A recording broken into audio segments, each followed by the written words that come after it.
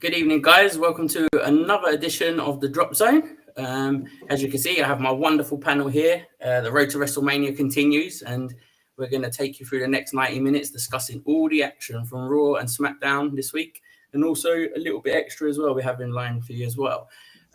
So kicking off first, we'll introduce the panel. Good evening, Adam. How are you? I'm good, thanks, mate. How are you? Thanks for having me again. Not too bad, mate. Always great to have you on. Jake, welcome back, mate. What's good? Thanks. Jill making her debut tonight. Hey. How you doing? You okay? Yeah, I'm good. Just tired. College. Yeah. And another debut as well. We've got a brand new tag team in the house. Tariq, how are you doing? Great to have you on instead of the comments. I'm good. Thank you. Thank you for having me. It's been fantastic actually getting on. Great. It's great to have you on. And Craig, as always, he might be a little bit bloated, but he's doing well, I think. Yeah, I'm good, mate. Yeah, you? Not too bad. And we have a special guest, actually. We have John Cena in tonight, but his name is Tony at the moment. How you doing, Tony? We can't see you. Yeah, I'm good, thank you. I'm just a few technical difficulties. I thought you was giving us your John Cena impression tonight, mate. To see if anybody's in the chat. Not at the moment, but should we'll kick things off a little differently tonight. Before we go into SmackDown, we're just going to get to know the panel, really. This is our third episode in. I just thought it'd be nice for us guys to get to know who's running through Raw and SmackDown every week with you. So Adam, we'll start with you. 3 questions, mate. Your favorite superstar, your favorite match, and what got you into wrestling? Sure, sounds good. So my favorite superstar, if I can give kind of 2 answers of all time, it's The Undertaker. Currently, it's probably Roman Reigns, which is a bit of a rubbish answer, but just think he's got that kind of gravitas at the moment. Kind of superstar feel to him. Well, the second question, how I got into wrestling. Yeah, what got you into wrestling and your favourite match, really? Oh, yeah, sorry, yeah. So your favourite match, there's been a few, but I'm going to pick Brett versus Owen, and not the one most people pick, WrestleMania 10, although that was good. I'm going to pick the cage match in SummerSlam 94. And that's kind of lead into kind of when I became a fan, how I became a fan. So when I was very young, I had a few kind of Hulk Hogan videos, and so young I don't remember where they came from when I got them, but it's all the typical stuff, the Ultimate Challenge, the Earthquake stuff, the fake retirement, the Andre the Giant, everything like that. That comedy match against the Genius. But I first started kind of following WWF and watching it on a regular basis in 1994. So I kind of have a nostalgic feel for those pay-per-views, the Royal Rumble with, the Undertaker stuff, I still think is really cool. Like I say, the WrestleMania 10 with the different coloured ropes and the celebrities I thought was really cool. SummerSlam with the cage match, King of the Ring, Owen winning, and Survivor Series 94 with like the Teamsters, the 5-on-5. I'd never seen anything like that before, really. It was all new and exciting to me. And still to this day, I occasionally go back and watch the 1994 pay-per-views. Just for kind of that nostalgic, that's when I first got into it, feeling. Yeah, great stuff, to be honest. It's good to know, it's great to know when you guys first started and different ranges of superstars. Jake, yourself? My favourite superstar is Eddie Guerrero. He mainly made me into watching wrestling.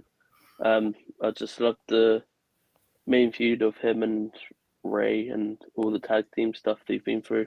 Probably the stuff that made me into wrestling was I didn't like it as much back then, but I liked it since when Jeff Hardy sort of made when he first started, but later in the years, 2000s, with his brother and when he was on that solo run with Jeff, but with Punk, with the Undertaker match. But probably my favourite match has to be probably going towards it, but the Jeff Hardy and CM Punk ladder match at Night Champion, was it? Yeah, Night Champions, yeah. When Undertaker came back after, that was just the highlight of, and that's mainly why I started watching wrestling. Cool. Cool. Just say hello to In the North Bank in the chat as well. His attitude era was immense. Stone Cold Steve Austin, I'm sure that's going to be someone's pick. And Jill, same 3 questions to you. I'm a bit fussy on not fussy, but I have 3 on my favourite superstar. All-time Undertaker, current is Seth, but also, and I don't know if you can see it very well, but my Bray Wyatt tattoo. Bray Wyatt, yeah.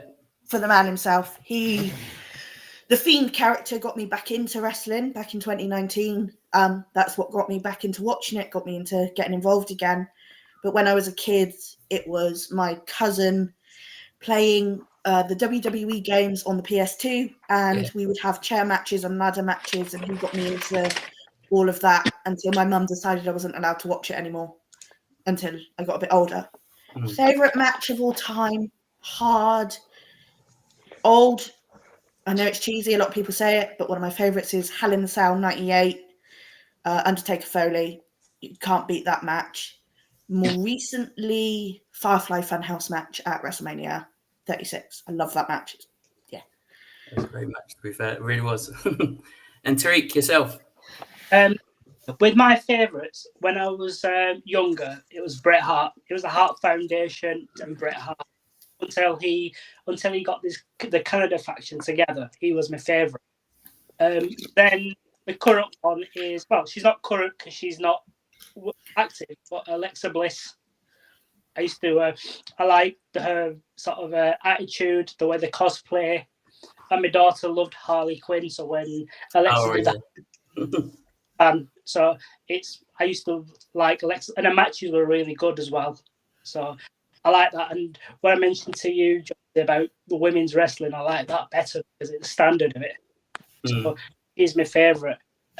My favourite match, there's a choice of 2.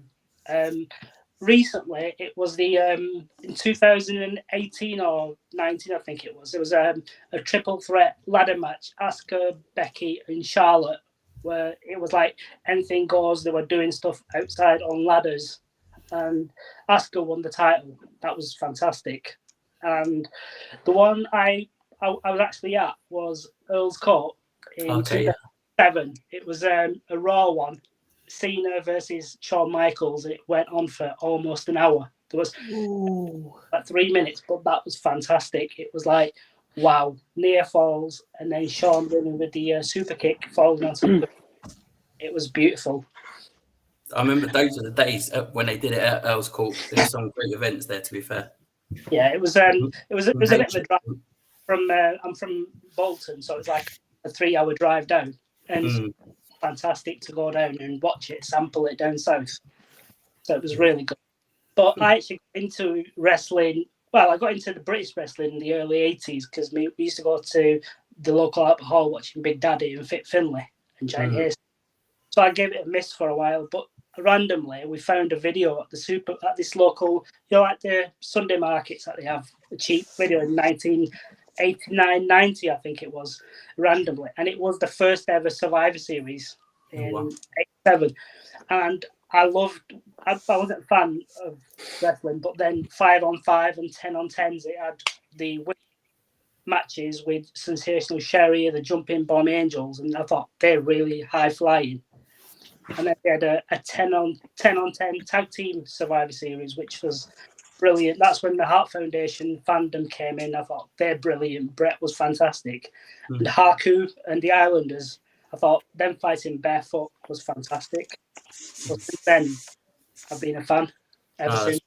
That's brilliant, to be fair. Like going all the way back then, I would like some of the matches you know back in the 80s and the 70s. I wish I was old enough, to see them live and to witness like the crowds and the experience what it was back then.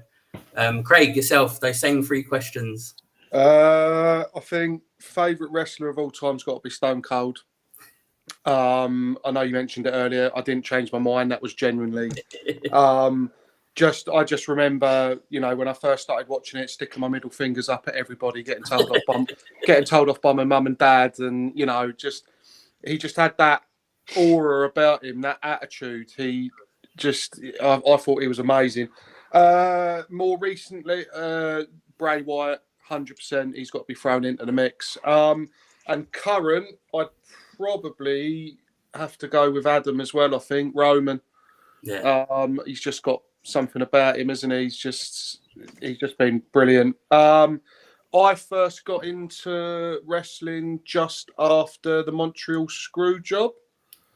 I was round a mate's house and he got his sister in a sharpshooter, and I asked true story. And I asked him what the hell he was doing. I didn't know what I was like. What? And he was like, "You've never seen a sharpshooter?" Yeah. So then I got into it from then. Favorite match. I mean, for me, it's a tough one. I think my favorite pay-per-view that has one of my favorite is WrestleMania 17. Stone Cold The Rock. I think we've talked about it. The build-up, the promo, the Limp Bizkit music, you know. But it was just that pay-per-view. You had TLC, Hardy Boys, the Dudley Boys, Edge and Christian. You had Undertaker, Triple H. You had, I think, Jericho, Regal for the Intercontinental title. Yeah. Hardcore title, like Kane won a triple threat hardcore match. Like, it's hard for me to just. I'd say that that pay-per-view is my favourite of all. But if I had to pick, yeah, Rock Stone Cold WrestleMania 17 was just, yeah, unbelievable. Great match, to be fair. It really was. Tony, I think I know some of your answers, to be fair, seeing as we've known each other a while. Well, a couple of them have been taken. So in terms of reason why I got into wrestling it was The Undertaker. When I was a young boy, just watching him, his whole character and just the mystique of him, and the fact I was thinking, this guy's really scary. He looks genuinely scary, rolling his eyes, and he was controlled by a man with an urn, and you're like, what powers does he have? And that just played with me. It was like literally just something that just went round and round. And then obviously, someone just said it, but Stone Cold Steve Austin, you know, favorite wrestler of all time. Just authority, just didn't like him. Just the way he was, just his whole character. He was the real person. There was no flashing lights. It was just a pair of black trunks, pair of boots, go out, does what he does, and he's best wrestler of all time. So, and I didn't think anyone would come up with the greatest match, but I was there in 2007 on the 23rd of April, Cena and HBK at Earl's Court. Again, it was a non-title match. HBK got the win, but it was just the near falls, the reversals, everything. The moonsaults from the top of the turnbuckle to the outside. Shawn Michaels at his greatest, and it was literally one of the best matches I've seen. Yeah, it was a great match, to be fair. I didn't have the pleasure of going into it, but yeah, but from what I've seen and people talk about it on the web, it was a great match. I think for myself, my favourite wrestler is The Rock. I've always liked The Rock, even though he's come back now. I think he's still doing great things. The reason I got into wrestling, my dad, Tony, he was given free tickets through work to go to SummerSlam at Wembley, and I wasn't even interested in it at all. But when I come out, I had the bug and I had it bad. Next thing, I was elbow dropping my sister and everything, literally everything. I was doing what that guy was doing, and I think for me, the greatest match has to be the Invasion match. You know, it was WCW, ECW versus WWE, WWF at the time, where Kurt Angle runs down, does Austin with the belt, and then The Rock gets the win. I think for me, I was so invested. I hated WCW coming into WWE and stuff like that. I thought it was real back then. Obviously, you know, you just wanted them out, and I was so glad they won. Yeah, great memories from everyone, to be fair. It's great to go down memory lane and find out everyone's favourite superstars, matches, and etc. So yeah, thank you for that. That's great. I think that'll be great for the viewers to get to know us as well when they watch back the videos. So we'll get into Smackdown, shall we? And I think we kicked it off quite well, to be fair, especially with this guy. I tell you what, Adam, his promos since he's turned this final boss era, they've been amazing. What did you make of that segment? So you know what, I'm trying not to be Mr. Negative, but I think it had kind of the impact it was supposed to. I think we're supposed to be a bit irritated by it, a bit, you know, get off our screens, Rock sort of thing. You know, it weren't supposed to put him over positively. Yeah. And I think that's the reaction I got from me, which is fine.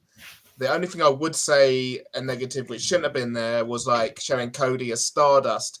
We as the audience aren't supposed to be laughing at Cody or pitying him, either way, whichever one they were trying to get there. You know, Cody's supposed to be, you know, the hero, the conquering hero, whatever you want to call it. We shouldn't be making fun of him. I mean, they can put him down the heels, obviously, in a promo, but I don't think the audience, is supposed to be laughing at Cody at this point. No, to be fair, I kind of agree with you, but I just think, do you think that's more of The Rock having more of an involvement in it and doing what he wants to do? I mean, especially when you come out with this line, with the old Maui line, where he's going to whisper into Cody Rhodes' mum near. I thought that was quite genius, to be fair. Craig, what did you make of it? Yeah, I thought it was really good. I thought it was quite funny. I agree though with Adam. Yeah, we shouldn't be sort of laughing at Cody. I don't know if it was intentional or not, but he slipped up. He said Roman instead of Cody. Yeah. And I don't know if it was a genuine slip up or if he's put it in there to maybe. I'm not too sure, but I noticed it, and I wonder if Roman or Heyman, because Heyman seems to be already looking at him in a sort of, "Oh, are you going to screw us over?" sort of way. So I wonder if it will play into anything. But yeah, in general, I thought it was great. I thought it was funny. Yeah, it was good. And then we went into our first match of the night was Fantasma. I just called him that for short. And then versus LWO. Jill, was you surprised that LWO got the win and qualified? I was really expecting Legado to win because they seem to have been getting that push. My mistake. Legado won. Sorry, that's my mistake. Sorry to cut you off. I do it all the time. I'm like, it's another R-Truth moment. Because I forget. But yeah, I was a bit shocked because they seem to have been getting a big push and been on the up. So I was kind of a bit shocked that they flipped it. But it's quite good at the same time to see the LWO get that win. But I just feel like it's a bit pointless considering they seem to be pushing the other two that we'll discuss later. Yeah. Like, it doesn't make sense. So I guess it's a fallback plan for Mania, but I don't know. Yeah, no, true. It could be. And then, Tariq, we went into a segment, didn't we, with LA Knight and Kayla Braxton, where she was talking about, well, he was looking for AJ Styles everywhere, and AJ Styles come out. What do you make of this match and the whole storyline around it? I think what they did is when they had the Elimination Chamber and before when there was the AJ came back, it looked like it was a red hot sort of feud. It was going to be a big sort of fight feel, but because they've not done much into it, it just seems like it's just like a filler match just to get LA Knight onto Mania and AJ Styles to have an opponent. The actual promo itself, you could tell the attack was coming from a mile away from where they were doing it. The comments from LA Knight were really good, where he called AJ Styles' height, called him Napoleon Styles. That made me laugh. Yeah. And I think the match, I'm actually looking forward to this match because there's not much build on it. Because it's always backstage segments or just steel chairs and so on. Unless they change it to a hardcore match within the next week or two before Mania, then it sort of intrigued me. But at the moment, it just seems like it's one of them get a match in to sort of waste 20 minutes, half an hour on the first night of WrestleMania or a kickoff match. Yeah, to be fair, I can see that. Jake, where do you see this going? Who do you see coming over, getting over the win or at WrestleMania? Do you see LA Knight coming out on top and that boosted him up a bit further? Or do you think AJ Styles needs the win to get back in the title picture? I'm not actually sure because they're both good. Like LA Knight's like going insane after that match at that match at Crown Jewel against Roman. He's been up in that level, and he's gone even further.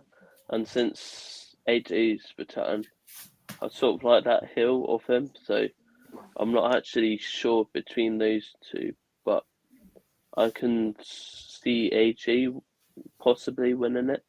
even though I don't really want to, but I can probably see AG winning it above LA Knight. Tony, do you prefer AJ as a heel rather than a face? And what did you make of him, leaving the OC kind of? Yeah, I prefer AJ as a heel. I think he's better as a heel. He just looks a heel. It's just the way he carries himself. I think leaving the OC, I think that's probably best for him. I think going on his own. But then saying that, I think if the OC, they could make a nice group again, a heel group. I think he will get the win at Mania. I think AJ will win it.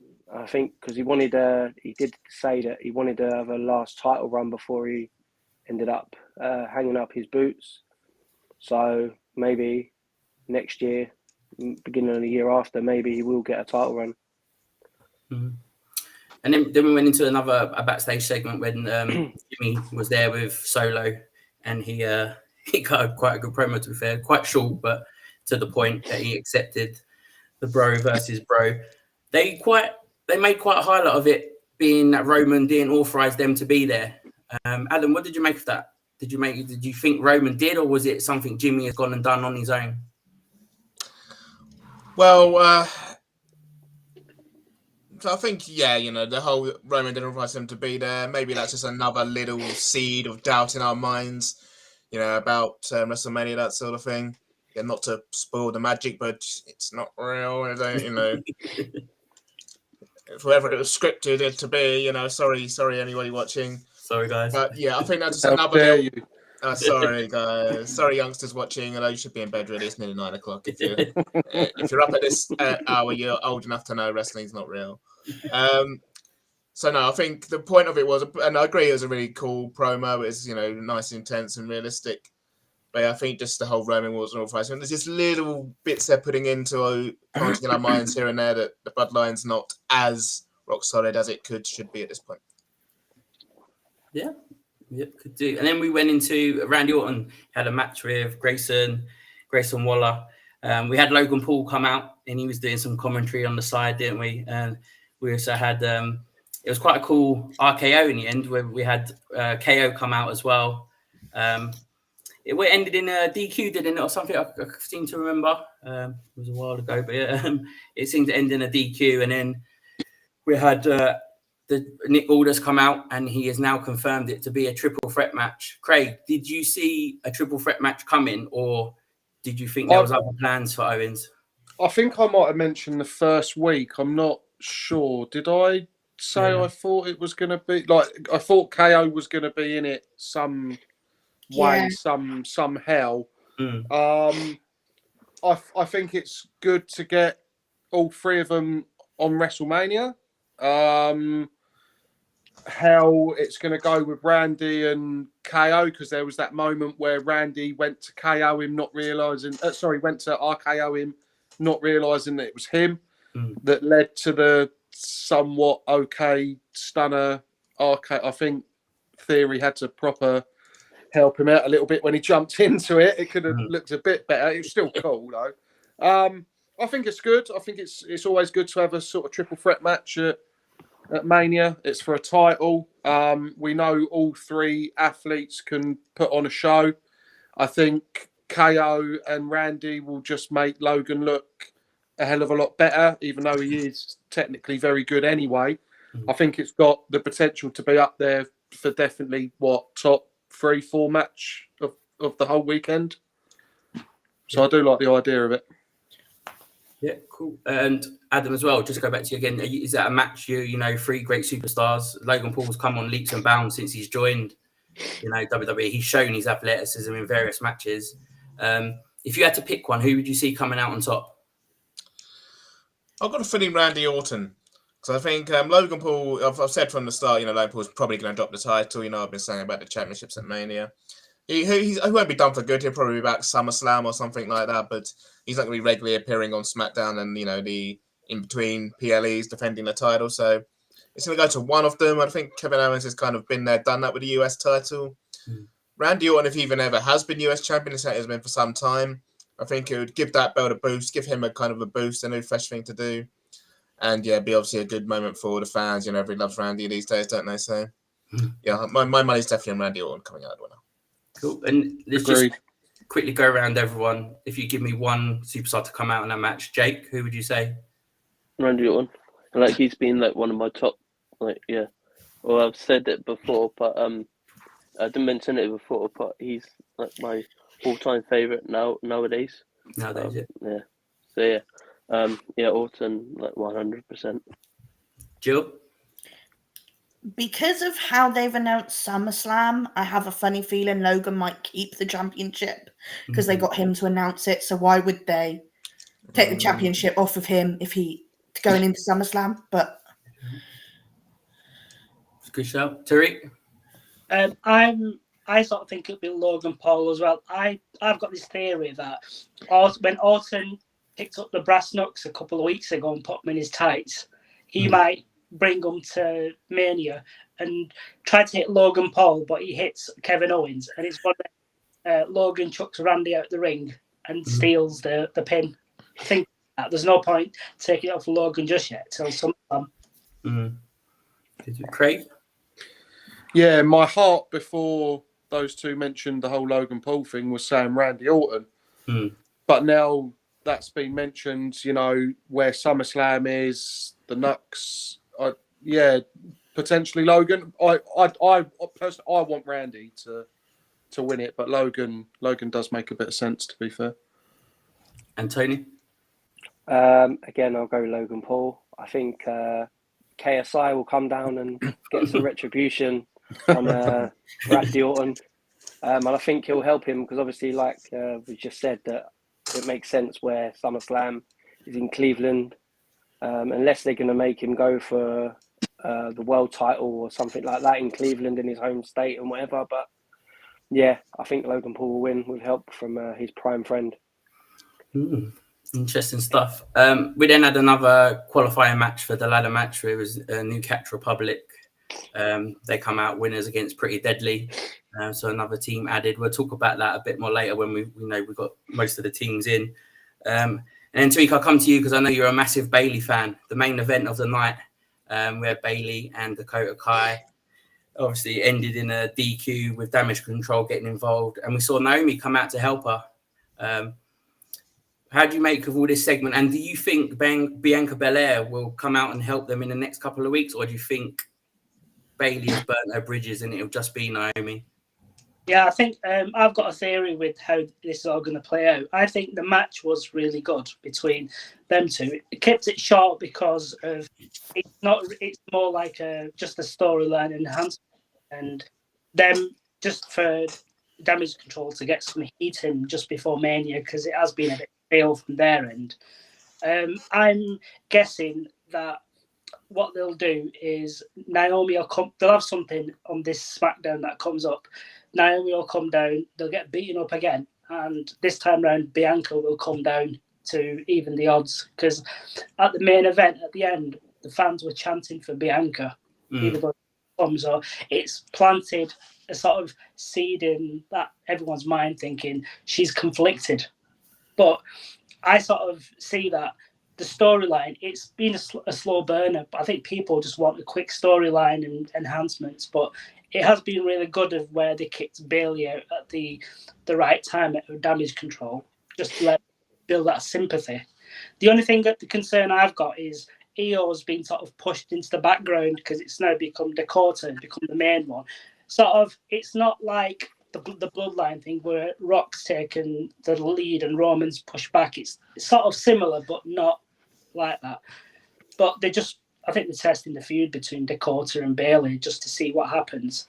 But I sort of think will happen is once Bianca helps, it'll be like she's got friends to help her at Mania and side with her.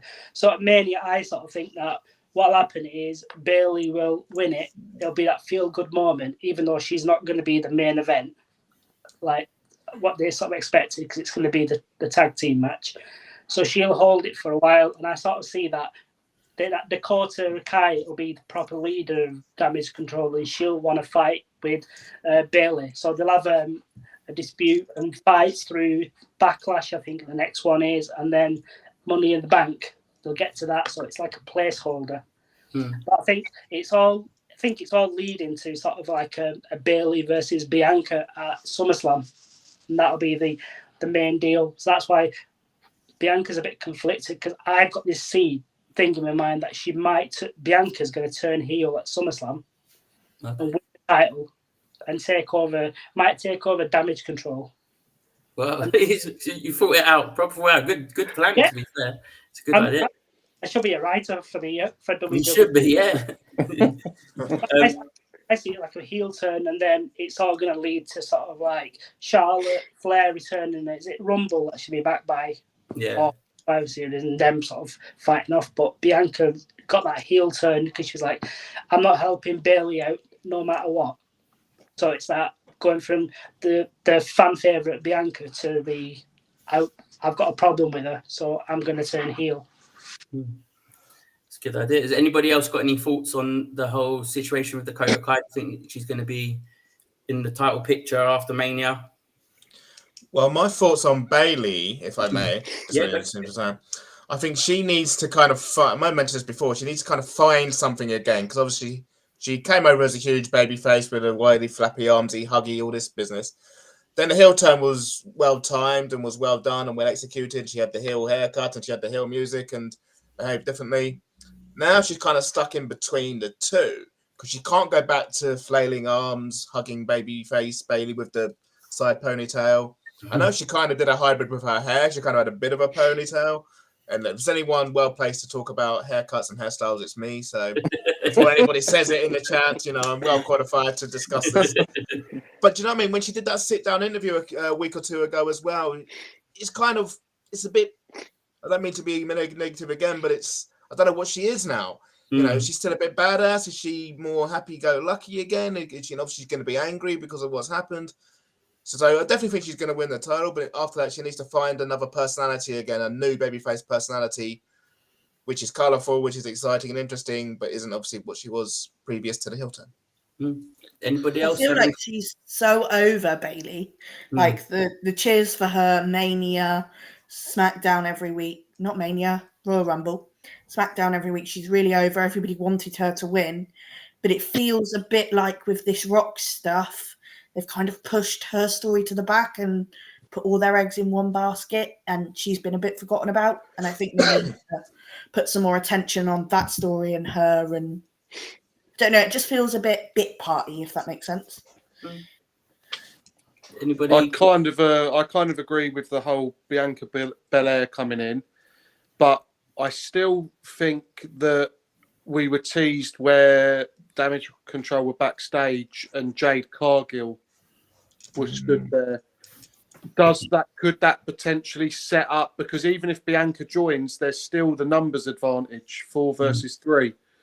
Could someone like Jade Cargill be thrown into the picture and we see a 4v4 match at either Backlash, Money in the Bank?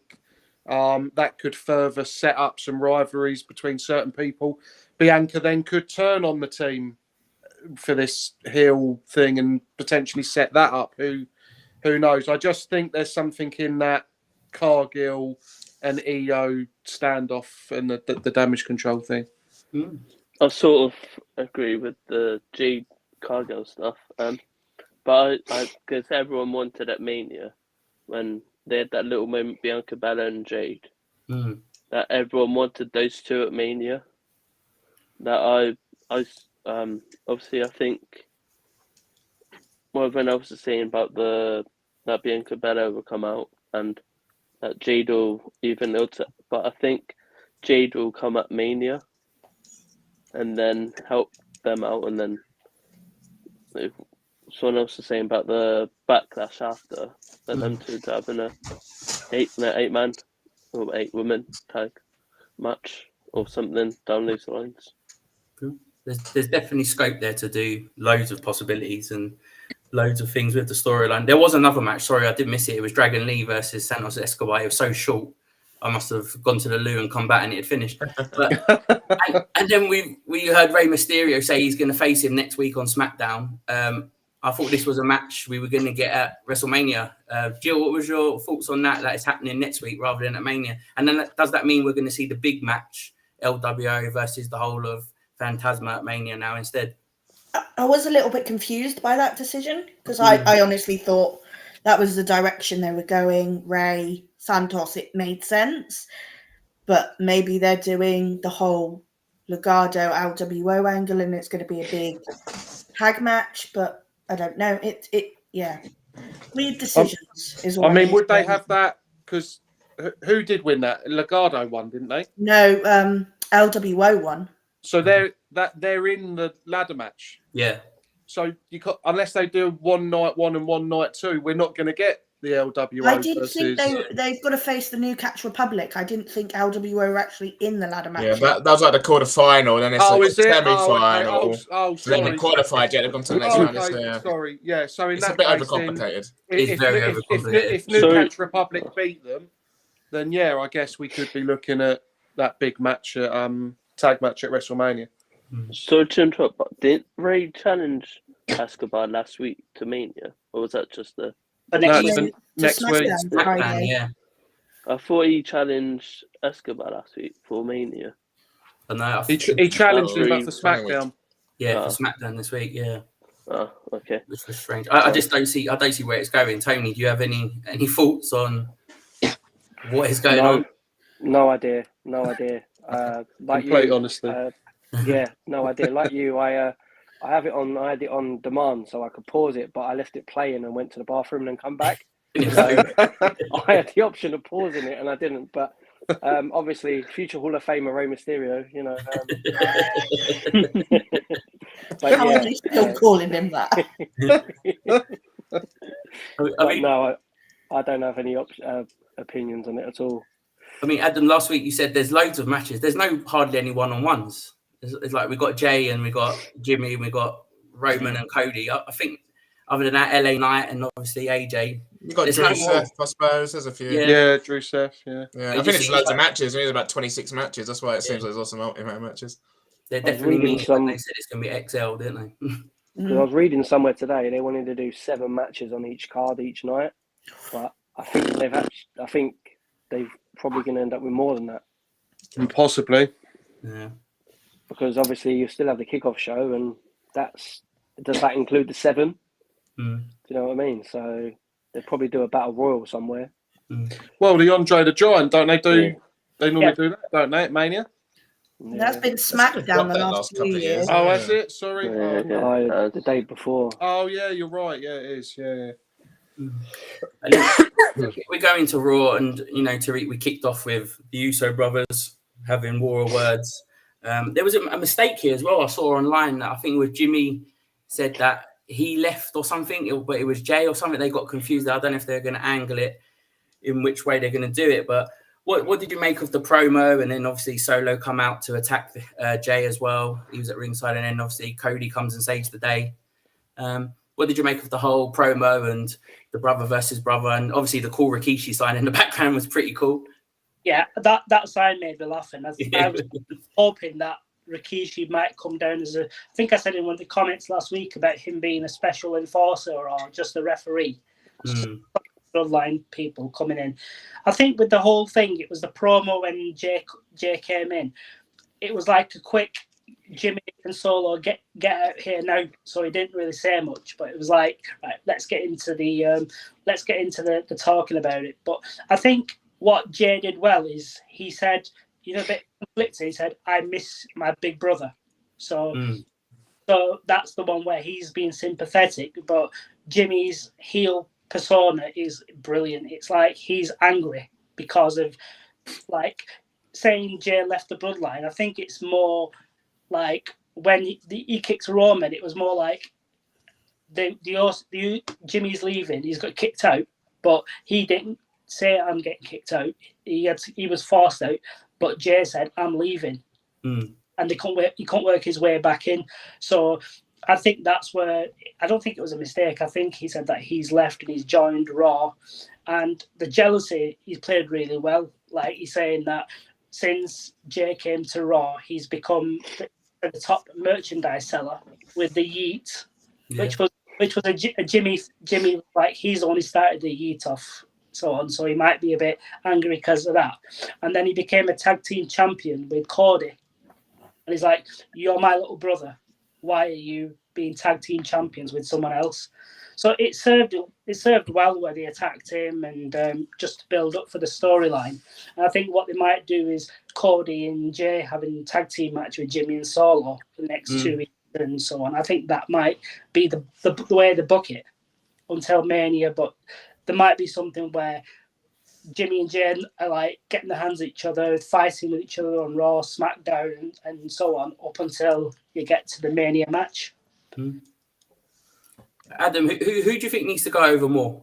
Do you think Jimmy needs it more than Jay because he's obviously lacking a bit behind his brother? But would they do that? So yeah, I think Jimmy needs it more, but I don't think he's going to get it. I think Jay's going to win.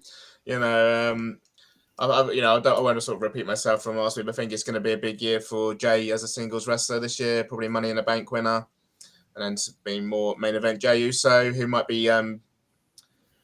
He might either win Money in the Bank or maybe even be one of Drew McIntyre's, if he does win the title, first challengers. I think Jimmy will have a good year. He'll carve out a niche for himself over on SmackDown, away from the bloodline, which will sort of crumble, I think, after WrestleMania. But I think it's Jay's year, it's Jay's match, it's Jay's feud. So Jimmy needs it more, but he's not going to get it. Jay is. They're going to, keep behind him.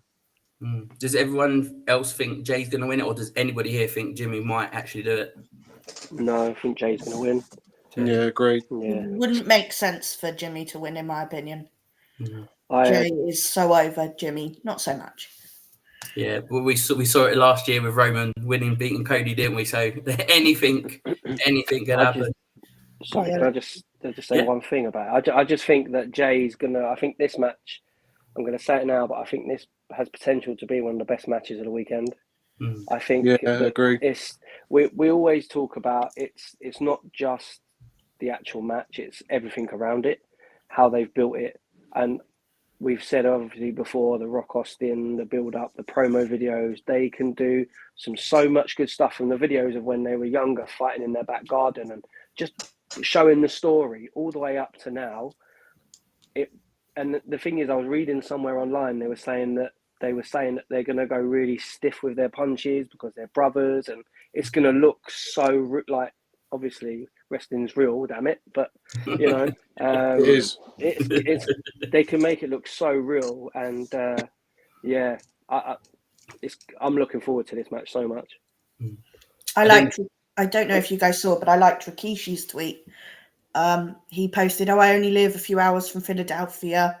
I can be there." I think it was yesterday he tweeted it, and it just makes me even more interested that he's getting involved, and you don't know what's going on with Dad and what side he's on. It's just, I think that WWE have done this really, really well. Could we see the stink? Which in the long run has made the feud feel more magic, is the way I'd describe it. Yeah. Sorry, Craig. Sorry, could we see the stink face one more time? Yes. We could do. Who's he giving it to? Who's he siding with more? Or could it be that maybe he's not happy that Solo gets involved and I was going to say Solo gets face. Yeah. In my opinion, I don't know if other people might think, but is that tag team ladder match, is that the same night as the Usos, or is it the next one? I'm not sure. Sunday? Don't think they've announced it yet, have they? Announced, yeah, no. So I was thinking, because we'll probably get onto it later, but there's 2 spots left with the SmackDown. Whoever wins the SmackDown one, and obviously there's going to be another one, and other people teased it. But I reckon whoever wins the Jay and Jimmy one, either Rikishi comes out after, makes them together again. As people see brothers fight, make them stronger. And I think that these 2 might come up as if it's on the Sunday, then they'll come up for that match, the ladder match, together. That's the Usos. Qualifiers, I think it's Street Profits versus AOP for one qualifier. Somewhere else, WWE side. I was going to say, I'd rather see that than the Hardy Boys rumour, to be completely honest. But... That was at Raw on Monday. Yeah, he was. We'll come on to that later. Tony's on his ringside news, so we'll let him break that news later. But we all know one thing: Rikishi, he did it for The Rock. Yeah, we went into our first match of the night. It was DIY versus the Creed brothers. The Creed brothers. Sorry, the wrong one. Apologies. Here we go. We go. Creed brothers versus DIY. I'm quite impressed with the Creed brothers, to be fair. They seem to be doing pretty well, even though they lost the match to DIY. DIY have got their first match at Mania. Jill, the tag team match, DIY go through to, with the teams that we've got rumored to be in it and that, who do you potentially see winning it? Is it the Awesome Truth for you? It's really hard because there's three that I think deserve it. Obviously, the Awesome Truth. I love R-Truth. I love what they've done since he's come back from his injury. It's been perfect. I have ordered a load of the R-Truth merch. I'm waiting for it to arrive because I'm just obsessed with it. Obviously, New Catch Republic. Find that story really interesting. I like that they've gone back to Pete Dunne, not Butch. I think that was a good decision. But then also DIY. Again, I really like DIY. I've liked them since they won it. So I'm a bit torn on that one. I don't think the Judgment Day should win. I think that would be a bad decision. Yeah, no, I agree. Does anybody else have any thoughts on who potentially could win them tag team titles? Or are we set that it's R-Truth and The Miz? They're going to split. They've got to split somehow. There'll be a SmackDown winner and a Raw winner. Yeah, I really like the idea of R-Truth only grabbing one title and somebody else grabbing the other. Yeah. I can actually see that. Is that something he would do? Yeah. Definitely, yeah. He'd probably think he's at the Royal Rumble and probably throw someone over the top rope. I have to say, though, the Creed brothers, future champions, in my opinions, that match was pay-per-view level quality. They're definitely going to be champions one day, 100%. It was actually my favourite Raw match. Becky was close, but it was my favourite match. Yeah, it was so good. We then went on to Candice LeRae. Her heel turn is swiftly moving forward. What's your thoughts on Candice LeRae?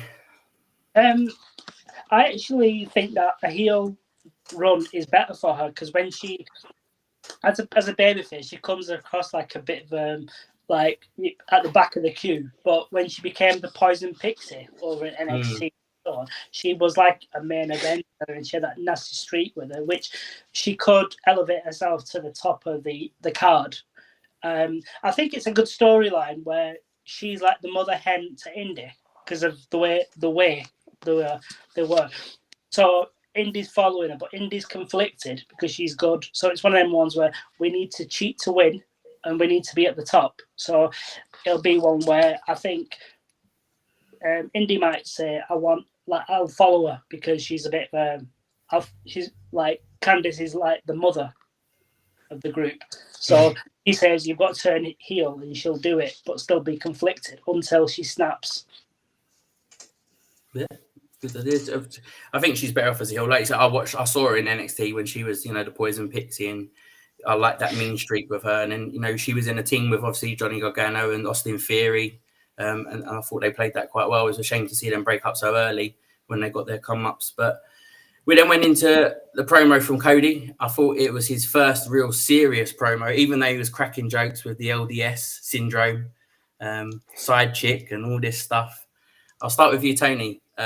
What was your thoughts on the promo, first of all, and then also with Heyman's deal as well when he come out at the end of the promo? I think promo was actually probably the best Cody's done in this road to WrestleMania. I think he fired back on everything that The Rock said to him previously from SmackDown.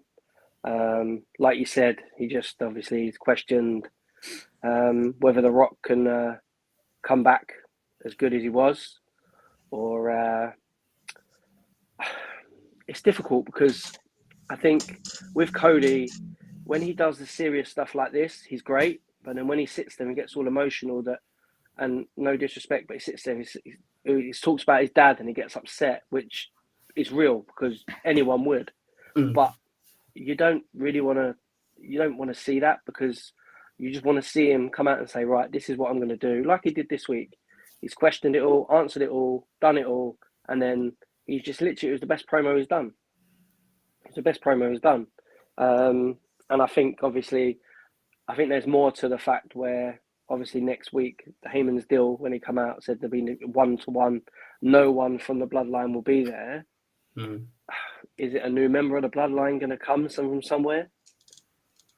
Is it going to be someone who's not in the bloodline that will be in the bloodline in a couple of weeks? I mean, they've got plenty of family members out there. So, yeah, it could be. So, Craig, what was your thoughts on everything? Yeah, I agree. Definitely the best promo he's probably done in this whole build-up to the match. I agree. It's not going to be one-on-one, is it? No. Could Jay turn up out of nowhere? Could Seth be there and ruin it? Roman's probably got something up his sleeve. Like you said, maybe another family member who's technically not in the bloodline. Could Heyman, with his connections, have paid somebody else off who's already on the SmackDown roster to come out and jump Cody? Again, there's so many possibilities. We could all be speculating it could genuinely be a one-on-one and they could both cut a really good promo, just them two in the ring. I think Adam, that's what we need. We need some more of, Cody and just Roman rather than the background noise of The Rock or, the rest of the bloodline, Seth Rollins sort of thing. Is that potentially something you're looking forward to, them two finally having a face-to-face, just them? Yes, definitely. And I think we will get that. We'll get probably 10 minutes of that. And it'll be good, they'll focus on each other, which we need to see. We haven't really seen, they've been focusing more on the tag match, on this, that, and the other, on each other's parents and God knows what, which is all fine, but let's have them face to face, nose to nose, like you say, cutting a promo, which they can both do really well, and I think will do really well. As for what else other shenanigans will happen, I don't envisage it just ending with them saying, okay, we'll see you later sort of thing, or just on them nose to nose. I think something will happen. There'll be some attempted shenanigans. Bear in mind, Paul Heyman slipped in there. I'll be there, but don't forget, I'm just the advocate. Don't worry about me. So maybe, I don't know, he'll have some pepper spray or something. He'll try and do something and blow it or what? Yeah, and he'll blow it, and Cody will, duck out of the way, and Roman will clobber Heyman by mistake, something like that. Something will happen afterwards, but I think we will get a really cool, really interesting, really intense match-building, match-setting promo between Roman and Cody, and I'm looking forward to it. There's our tag team name. Yeah, Romo. Does anybody else here have any thoughts and feelings what might go down Friday night? I think, I just don't want it to be the same like last year. Because last year's one was good when he said just me and you, and he dropped his belts and he said, "Oh, you haven't got that one, have you? You've never had that one, or the two belts." And I just think it's no point doing those two, if that makes sense. Just I'm guessing he teases Roman or something, Heyman, and then he does it instead. I think those two just be in the ring, not Roman. Cool. And we then went into a backstage segment with Andrade and the Judgment Day. I don't know where this is going. Jill, what's your thoughts? Are they going to try and recruit him? Damian Priest doesn't look too impressed that he's coming into the Judgment Day or potentially might be joining them. Do you think it's leading to just a Priest and Andrade match, or is there something we're missing here? Because I'm missing it. I'm confused. It's come out of so left field. Like, it was just kind of plonked in there as if it was an afterthought. I don't know. I feel like it's going to play into Priest attempting to cash in, because you've still got that and that needs resolving. But I don't know where it's going to go. It's just, it doesn't really make much sense because of the whole relationship dynamic between Andrade and Ray, and it just doesn't add up. Does anybody see where this could go with Andrade and Priest? Could there be a match for the briefcase potential? I don't know. I'm just trying to pluck ideas out of the air here, but I think it'll probably lead to maybe a Dominic Andrade match. I think with obviously the history of Andrade and Ray, I think that's where it's going. I think Dominic's trying his best to get him on side, and I think Damian Priest will say, if you want to stay in the Judgment Day, you've got to deal with him, and I think that's possibly where we'll get to. I think, that's what I think it will get to. I think Dominic got way too much respect for Andrade, in my opinion. I just think if the tag team titles get lost, if they lose, they blame it on either Finn or Damien losing, and then one of them sort of get kicked out, and then Andrade replaces one of them, possibly, and then something between those lines. Anybody else have any ideas where they might go with it? I sort of think that they might go to, it might happen, but I think they might have split up the Judgment Day where Priest gets angry and quits. Finn own way. But then it's like Andrade, Dominic, and Rhea, like they're the group with Rhea Ripley still as the mummy. But then I'm not sure about JD where he fits in, but I'm thinking they might split it, but then have the Mexican group together. And yeah, potentially it could happen. We then went into the Dominic and Ricochet match, and then obviously he gets the win as well. Another good win. Ricochet's been doing quite well, to be fair, the last couple of weeks. He's been getting some good wins on Raw. Has that got legs for a match at Mania with JD or Dominic, Tony, or do you think that is just a match, a filler in Raw at the moment? Because it's just so many loose ends with WWE at the moment, like with Ricochet and LWO and Andrade, and there's just, they need to tie these up, I think. There's not many weeks left to Mania. Yeah, I think it probably was a filler match. But then, like you said, Ricochet's done so well over the last couple of weeks with his matches. Is it leading to a potential stipulation match somewhere where they can fill him in the space so they can build him up and then just put him in a match? But yeah, I don't really see it going much else other than that, to be honest. We then had R-Truth and The Miz. We touched on it a bit earlier. Craig, it was quite a strange pinfall for R-Truth to get, but it's kind of in his remit at the moment. He didn't know what day of the week it was by the end of it after that elbow. But you can see they're pushing him quite well, and I think The Miz and R-Truth work quite well together. And if they do split the titles, which is obviously quite a potential, do you see them becoming Raw or potentially taking the Smack thing? Or in R-Truth, you could, obviously, like we say, take one, but which one? I think if it's going to be any, they'd probably keep them on Raw. I think it's just working well with the sort of relationship that they're having with DIY at the moment. Obviously, if they were to win the Raw titles and Judgment Day were to stay together, does that potentially set up another 8-man tag, with Regeneration X and Miz and R-Truth and against the Judgment Day? I will say I loved the camera work before the match. I don't know if anybody, the way it just it was so good. I think they did something similar with Sammy as well, didn't they? Just they followed Sammy out and then and then followed R-Truth from that. The match itself was funny and entertaining the way it ended, but that camera work was so good the way it just transitioned. People are saying a lot online that we've had the PG era. This is now the cinematic era, and I think that could be quite what we're getting. Jake, we then went to a segment backstage where Chad Gable. We thought he was going to be a bit heated about the loss, but it was more of the fact that he thinks Sammy can't beat Gunther, and then we went into the contract signing. What did you make of that? Did they make Sammy look strong, or is Gunther just this immovable object that Sammy won't get through? How do you see it going? I think Gunther is just going to fly past Sammy, to be honest, and go, I think, obviously, with that little tension Gable and Sammy had in that little backstage promo, saying that Gable don't think that Sammy's going to win, I think that will be right, or Gable possibly coming out and DQing it, maybe. Thinking that he should be at Mania, not Sammy. And yeah, that's it, really, I think. Jill, what was your thoughts as well with the whole Sammy and Chad situation? Is that building towards them two having a match? If that's a big if he can get over Gunther at Mania.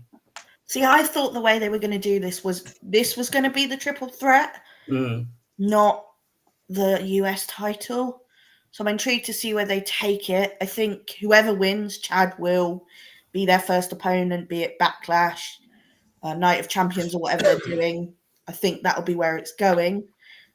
I am worried that Sammy's going to lose. I don't think he has the capacity at the moment. He's been on that bad streak, but they could surprise us. But yeah, I think it should be Gable Gunther, not Sammy Gunther, but that's just personal preference.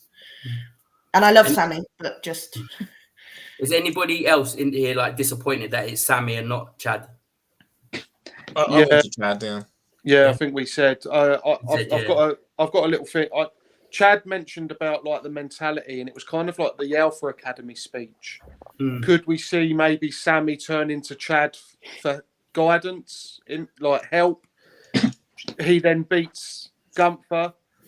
Chad then believes that, oh, actually, I'm the better man. You know, if it wasn't for Mike, does that then lead maybe into a rivalry with Sammy and Chad's possibly fighting each other because, you know, he was his mentor or whatever and helped him to get one over on Gunther. He by right now deserves that Intercontinental title shot. Sammy's got a point to prove. Is he better than Chad's? Chad's got a point to prove. You know, he helped Sammy with beating Gunther. It'd be interesting to see where that goes. Yeah. Anybody else have any thoughts? Yeah, I've got a bit of a theory with this. I think what'll happen is because Sammy looked rattled and he was angry in that the promo as well. It's like Chad Gable got to him, and I love Chad Gable's seriousness. It's really good, but I think what might happen is because Sammy's really angry, he's gonna like have that match against Gunther where it's the match of his life. He's so he can't put Gunther away, and it's like say half an hour match. And at the end, he loses the match. And the following night on Raw, he's in the ring upset. And Chad Gable comes out and says, I told you so. You haven't got the mentality. So they fight each other. Gunther's still the champ, but they fight each other for respect or anger or whatever it is. Do we like see Gunther carrying on this run of the IC title and, you know, potentially... who could take the title off him? Is it something maybe Jey Uso could take off of him in the near future? I know they had that match a couple of weeks ago and it was quite a good match until the interference. If Sammy doesn't, who can you see on the active roster right now on Raw that would take the title? Adam, I'll ask you that one. Very good question. So my prediction was Chad Gable beats him at Mania. So obviously it looks like that's probably not going to happen. I suppose it still could. It'd be a real cop-out if they had like a triple threat and had Chad pin Sammy or Sammy pin Chad or something. You know, we got to see, you know, Walter conquered at some point. But I guess, again, I'm sort of thinking out loud here, maybe they don't want to overshadow the Roman Reign ending of the reign with Gunther's ending as well, you know, one overshadowing the other. So maybe they will have Gunther carry it beyond WrestleMania. And I guess, yeah, it is about building someone. Maybe you called it there, maybe Jey Uso. To say he's going to have a big year. Maybe it could be his big moment at SummerSlam or something like that. You know, dethroning Gunther and finally getting the Intercontinental title away from him.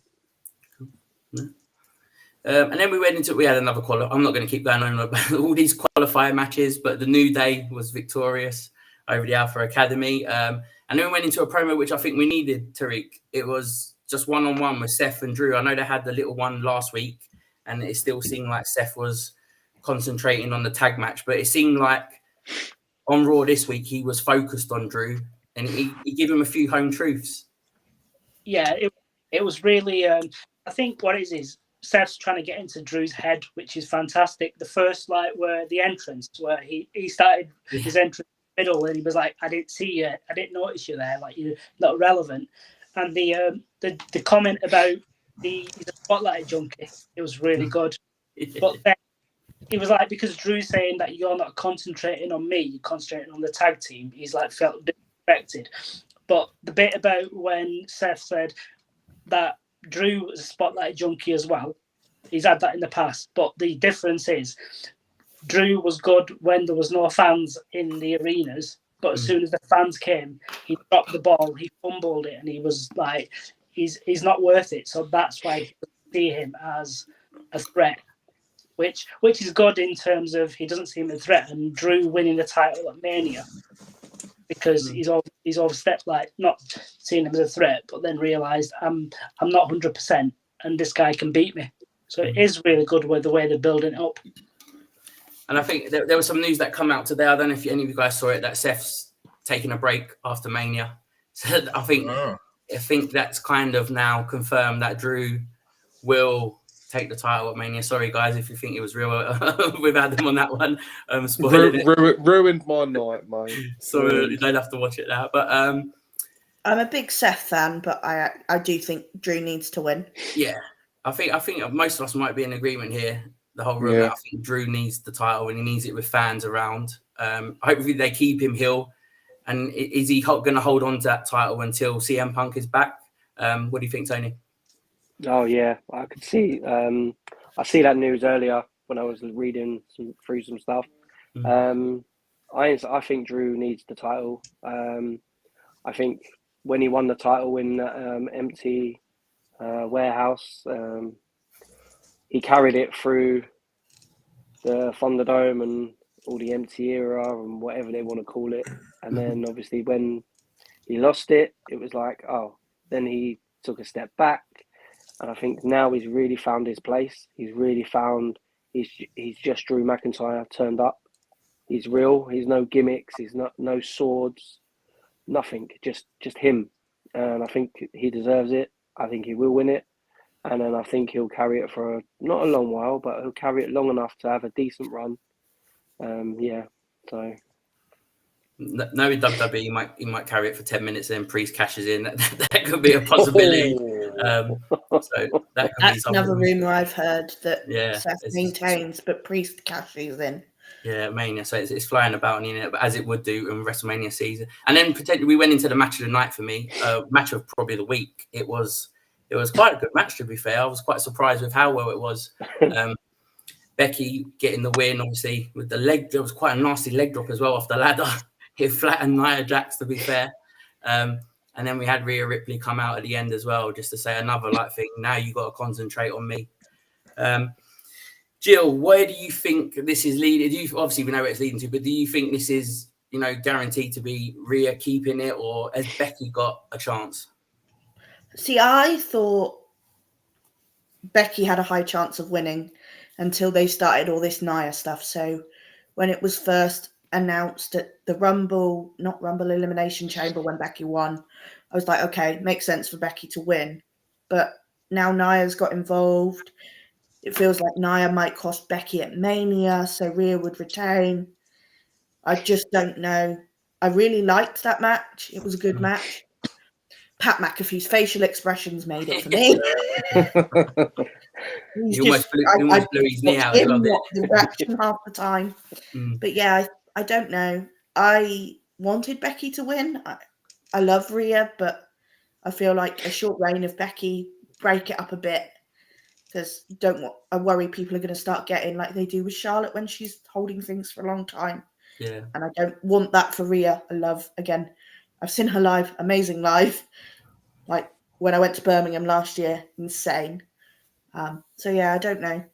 Hard to decide. It just feels like WWE at the moment have got too many strings with not enough tied in knots. Yeah. They need to put as much effort into the storytelling as they are with the camera work. I think that's where I'm at with it. Yeah, definitely. I mean, Tariq, we've got Liv Morgan as well. She's hanging around the picture as well. Do you potentially see her taking Nia Jax off and then they go and have their feud and leaving Becky and Rhea to it? Yeah, I think they'll get involved in maybe the next Raw, and it'll be one where Nia might be a bit upset. Liv will come in and potentially plant the seeds for a match at the kickoff show I think it'll be something between them two. Somewhere I think Liv's like red hot at the moment, so it'll be one of them where she like slays the big giant at the kickoff show to get fans in that happy mood just before Mania starts. So just keep them away from the Rhea and Becky match. They'll have their own match there. Concentrate on that. So they'll be. Yeah, and that was pretty it for Raw. I think they were quite a solid Raw and SmackDown. I'm going to run around quickly, you guys. If you give me a rating out of 10, what you think Raw and SmackDown were. We're going to try and probably do this each week just to get a gauge of how they were. So, Adam, I'll start with you. I'm going to give both shows an 8 out of 10.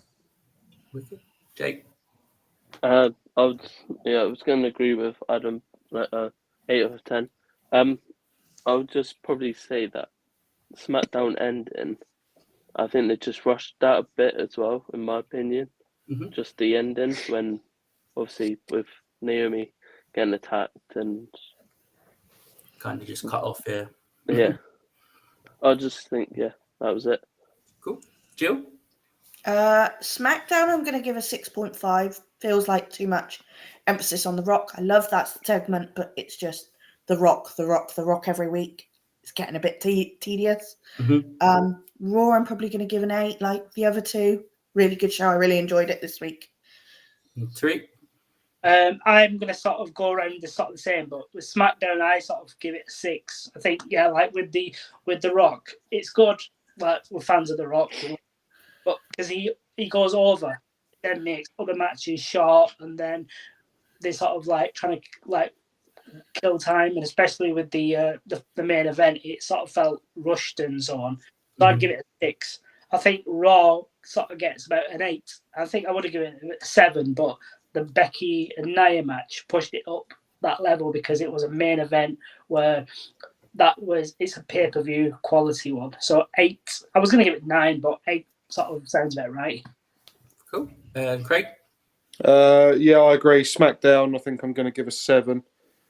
Just for the same sort of reasons that were given with The Rock and whatnot. And then for me, I'm probably going to go an 8.5 for Raw. I think for me, what makes it much higher is DIY versus the Creed brothers and the main event, Lynch versus Nia. Both were just phenomenal, really good matches. For the first time for a little while on Raw, we've had 2 really, really good matches. Mm-hmm. So, yeah, that's why it just edges it a bit more for me. Cool. And Tony? Yeah, SmackDown, 7.5, 7.5, or 7.5, yep. And then I'd go with Raw, probably an 8. Again, I'd never thought I'd enjoy a Nia Jax main event on Raw, but yeah, Bloodline rules and all that, So, yeah, so I'll give it an 8. Cool. And yeah, that leads us on to probably we've got last segment of the show now. Tony's going to round us up with some ringside news.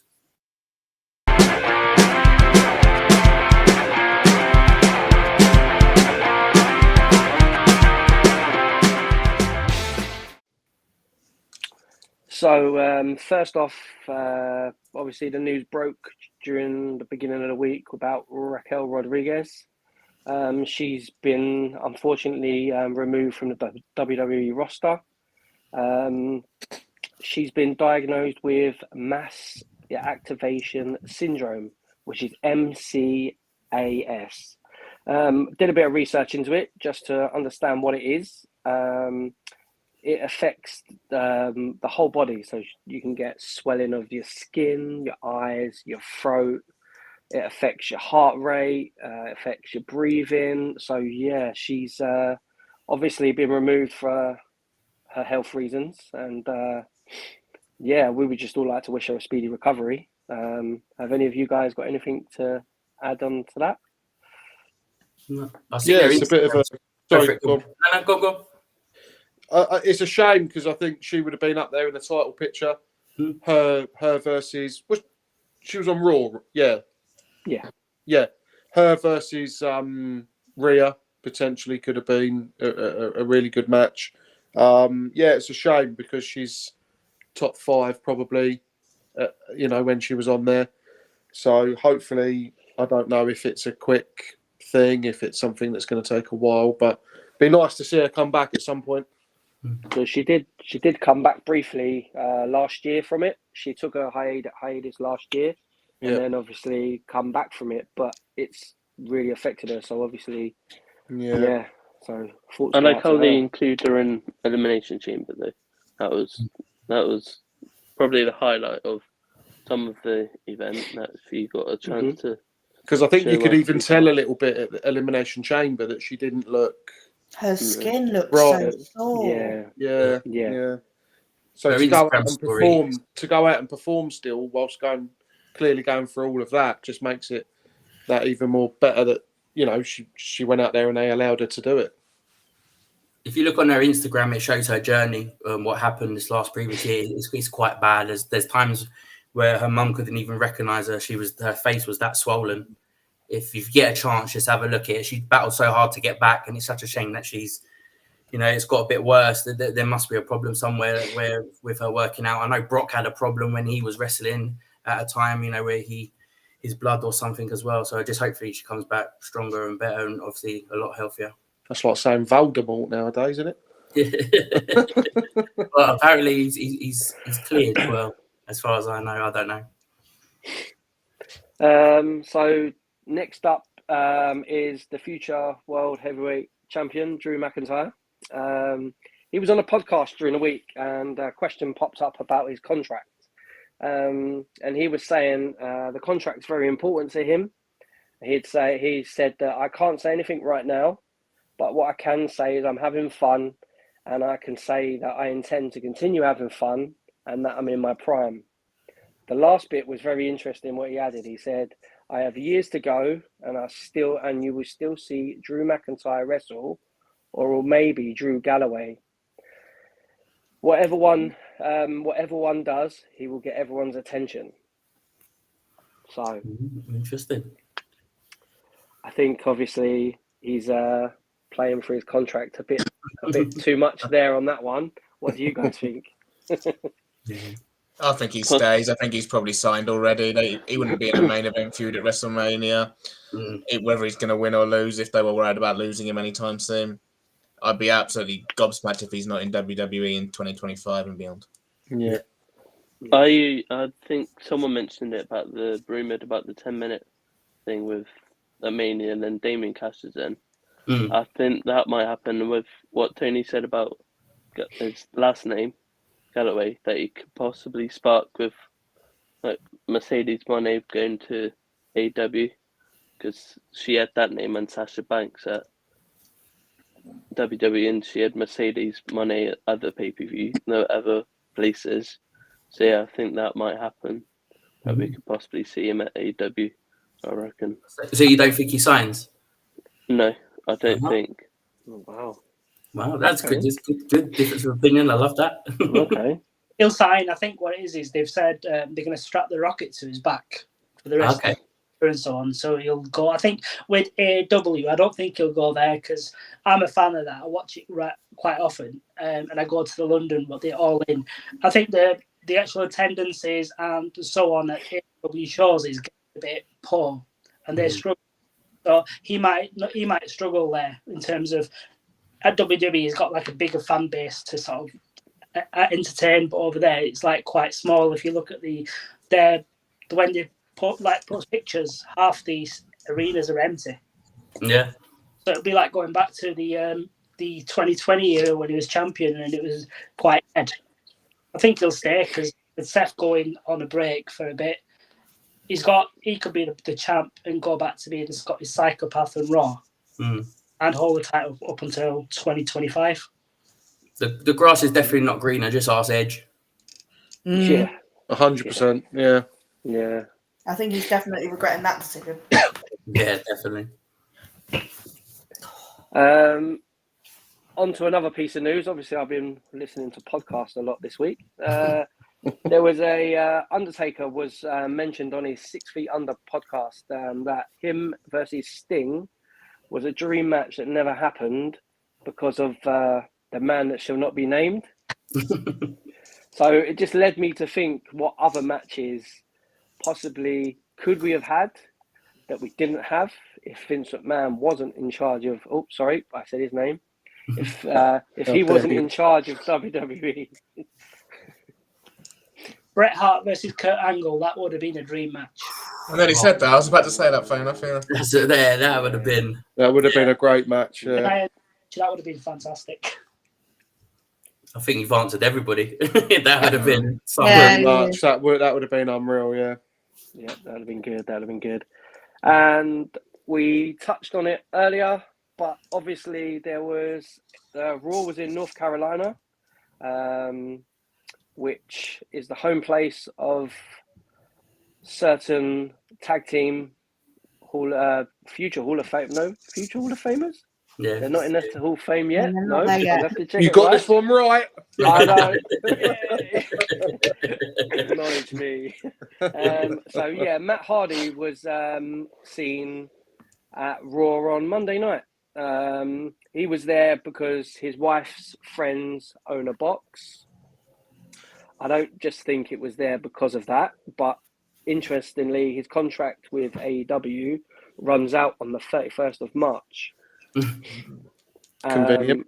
Yeah, and he doesn't have any clause in there to say that he can't compete in a week somewhere else. So we have 2 spaces left in the ladder match. Not again.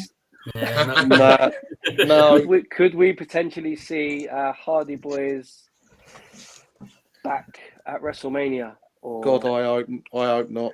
That ship's out for me. You can't like that moment was iconic. That pop when they came back. Like, why would you want to? I was in the stadium for that.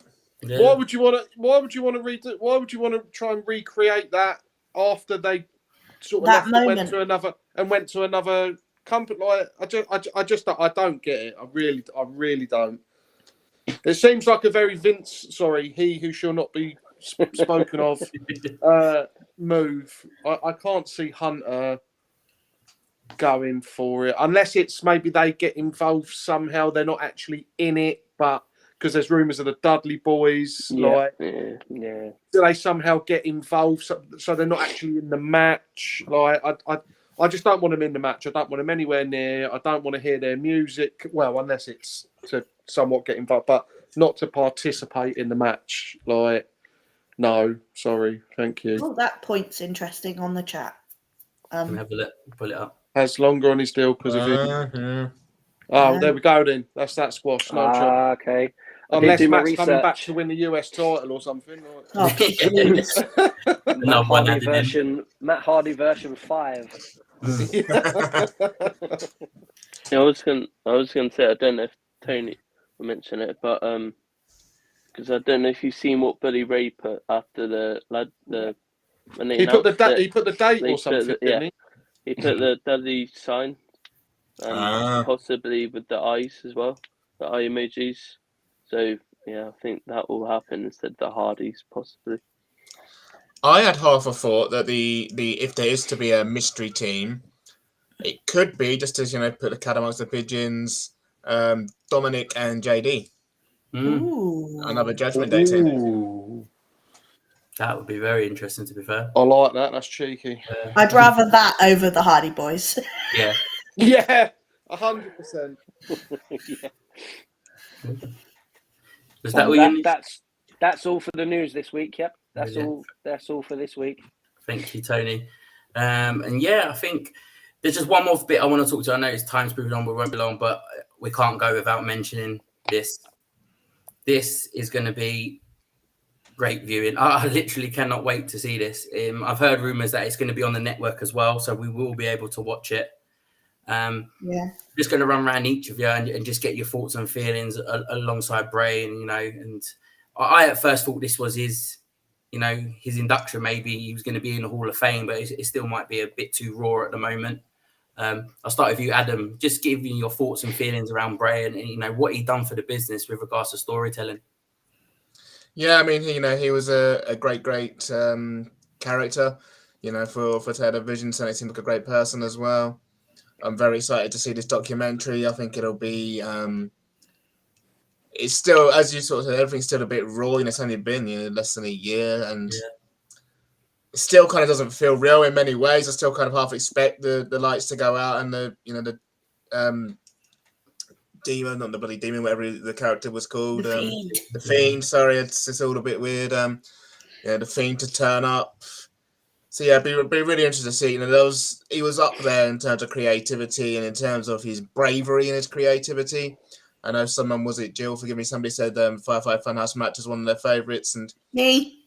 there's only so many people. You know, again, sorry, I'll let you speak. Obviously, you can speak more on him, but there's only so many people who'd have the, forgive me for the phrasing, the bollocks to do that kind of thing. You know, to do that at WrestleMania, the first ever cinematic match at WrestleMania, I believe, and yeah, it was very interesting to see and be very emotional. I'm looking forward to it. And Jake, yourself? Yeah. I've liked him since when he debuted at NXT, when he formed with the Nexus. Husky and Harris. as Husky Harris. I don't know if there was two things as well that I saw. I don't know if you guys have probably seen it, but when they were doing when they were doing the trailer for Bray's film, they were doing all the fireflies with the phones. Oh yeah, that was a nice audience. That was real nice. And I did see another thing that they sort of did someone posted on Twitter about a Bray themed character, like a different facial. Yeah, mask. so in the Bo Dallas trailer, you see this different costume that had, again, I love Bray Wyatt. I keep an eye on all this stuff. It's the old Fiend head as the lantern. So I'm intrigued to see what that was. Sorry, I didn't mean to interrupt. That's fine. And I did see a video before that I thought, because they cut when they sort of did the beginning with Bo Dallas, I thought he was going to betray something, but then it cut into the trailer of the Bray Wyatt thing. So possibly Bo Dallas comes back and might have do what his brother did, but might be a bit. I did like Bray Wyatt and all the stuff he's done, like all the championship run he had at Chamber, the matches, him, the Shield and the Wyatt family, they were just insane. And they were just on top matches, and I just can't wait to see the full video of the Bray Wyatt story. And Jill, what a person they've got narrating it, none other than obviously The Undertaker. Yeah, it's perfect for it, I think, because they had a really good relationship. I've read like Bray used to bounce ideas off of Taker and vice versa. So yeah, I already got the tissues. I know I'm going to be in tears. I was in tears when obviously he passed last year. It's why I've got the tattoo, because I don't tell many people this, but I went through a lot of tough times, 2019, 2021, and the character of the Fiend and the Funhouse got me through a lot of that and got me back into wrestling. So to lose him did hit quite hard. So I'm really glad they've made a documentary, but I'm also sad because it's kind of accepting that it is real, if that makes sense. Yeah. But yeah. And Tariq, I go back to his promo, you know, where he was real, that promo on SmackDown that night where he spoke as Wyndham Rotunda. He didn't speak as Bray. He didn't speak as the Fiend or any of his characters. What did you make of him within the WWE in his short time? To be fair? I actually thought he was fantastic, and the way when he talks, it's not like his theme tune. It's not the song he used to have. It's proper. You know, where he used to sing his whole world in his hands. Yeah. That talks. It was like that. I've got some stories about Bray Wyatt that. Do you know when he first became the Fiend? I was at the Manchester Arena where they taped the Smackdown and RAW, and I was at the front entrance, and it was the first time he'd come on like on a dark thing, and it was the OC in the ring, and you know it goes proper dark, and then the red lights and his music come on, the heavy metal version. It was like they come so awe-inspiring, and I actually bumped into him as well. In the For the Love of Wrestling, they do shows in Manchester and Liverpool. they do that. And they had it at Liverpool with the Wyatt family and so on. And not John Huber because he'd passed by then, but they were there. And I was walking back. There's a queue, and I sort of didn't notice that he was walking with a minder, and we bumped into you. I apologized to him. I was like, "Oh, God, I literally bumped into him. yeah." The tattoos and the arms were massive. I was like, "Oh my, you were fantastic in real life." But he was like so humble because he was there with his dad and his brother as well. Yeah, and it was just nice to see him not as the, but like just a normal person and so friendly and so chilled. Yeah. And Craig, was you surprised that how? Sorry, Tariq. Did you? No, that's it. I was going to say. Okay, sorry, I didn't mean to cut you off. And Craig, was you surprised how much WWE let him do on his own? The design of the mask, the music, everything, pretty much him. He was given full control of his character. I'm glad that he did, because his imagination was just something else, wasn't it? Really, to come up with these characters and the music, and having a say in the design of the costumes and everything. I have told the wife not to speak to me on April 1st, to just leave me alone. I got ridiculed by so many people for admitting that I shed a tear when he passed. Yeah. To all these people, I said, "What about when you cry over characters in soaps and singers and actors and actresses? It's no different. We grew up We've invested our time and our energy with these characters, and they've taken us on whatever journeys they've taken us on. And I don't care if people, you're XYZ old and you watch wrestling and, you get sad when these but there's just more to it. That's what we've grown up with. That's what we've done. That's what we know. So, yeah, I'm really looking forward to it. I think just to see how wonderful he was in and out of the ring, the way that he had an impact on so many different people, even if he didn't wrestle them. He always seemed to be, from what I've read and heard and said, he would talk to everyone. He would give as much advice as he can. He'd be that shoulder to cry on, an ear to hear what people were saying. And I do agree. I think at some point Bo comes back, whether it's as Uncle Heldy or he comes back and they let him reimagine certain things. I would like to maybe see Bliss in, but has that ship sailed now? Does she come back and she's just her own thing? I saw someone mentioned it in the comments. It would be nice. She was on the trailer, one of the trailers. I think it would be really nice. I think there was more to tell with that kind of story, but with obviously everything going on and stuff, it wasn't possible. So could they continue something with Bo coming back and Bliss being involved? I don't know, but I definitely think Bo comes back at some point. He has to, surely. And I think, Tony, that was the thing. He was so young as well. He had years still to give the business and the company. It hit a load of us, especially, people who have got children and young families, because he's left JoJo and the kids and stuff like that, as well as his other children. But it really hurt, this one. It really, really hurt. What did he mean to you, in the world of wrestling? And what did he give you as far as storytelling? In terms of storytelling, he was just unique. I mean, I don't think there was anyone that had been in the business.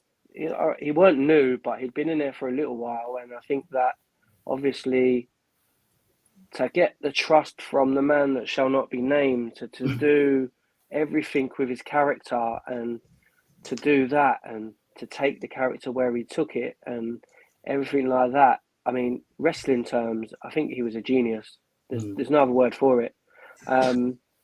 Personally, from a father, leaving your children, that's just something that it's sad. It's so sad, so sad. I can't even talk about it, to be honest. But it's, I can guarantee you WWE will make such a good, that documentary will be so good. So good. No, definitely, we can't all wait, and that's something Game DH1 has put in the chat. We could potentially see him come at Mania. You never know; they've done stranger things, but it'd be fitting and nice to see. If Bo takes up the mantle and carries it on, I think that's he's leaving a lasting legacy, especially with Bo carrying on. I don't think there could be anyone. They talk so alike as well. I don't know if you've noticed. Yeah, they do. Yeah, they really do. It's so the mannerisms as well. They're exactly the same. Because the thing was, it was like they could, like you said, they can go so many different ways with bringing Bo Dallas in, and then obviously, like you just said, if they're going to go with Alexa Bliss, and there's still so much they can do, and so much they've still got to do. I mean, they teased everything with the characters as well, like the real life Extreme Rules. Yeah. Like, could that come into play as well at some point? All the rumoured people that was going to be, and who knows? The thing that probably touched me most, with the fixed moment, when I done Bray's character moment, Bray Wyatt dying. But the thing that touched me the most was what Bliss said after, when everyone was giving their support to Jojo and showing their thoughts. That the thing with Bliss just touched me that completely, with all the pictures and all the stuff she said, that's She named her daughter after him. Yeah, she named her daughter after him, didn't she? Yeah. Yeah. So yeah, he's left a lasting memory on a lot of people's minds. And long may it continue. He was a great guy, as we hear from. I didn't have the pleasure of seeing him live or meeting him, but I wish I did. One of the guys I would love to have seen perform live. But yeah, guys, I think that wraps up tonight. Thank you. It's been a long one, but we've crammed everything in. It was a pretty hectic Raw and SmackDown. Anything left for me to do is thank my wonderful panel as usual. So, Tony, thank you for coming on tonight, and especially your new segment with the news. I think that was quite good. Thank you. Yep, thank you. Craig, thank you for coming on. Yeah, cheers, mate. Thank you. Brilliant. And Tariq, brilliant debut. Thank you for finally coming on. Thank you for having me. It's been fantastic. And Jill, thank you as well. Also, another brilliant debut. Thank you. I'll definitely be back. That's what we like to hear. And Jake, brilliant to have you on again, mate. Thank you for bringing me on. Cheers. And Adam, I know it's getting late. Sorry, pal, but thank you for coming on as always. Pleasure, mate. Thanks for having me. Excellent. So yeah, we'll be back again next week, hopefully with all these lovely faces. I'm going to leave you with just some closing words. Follow the buzzards. Good night.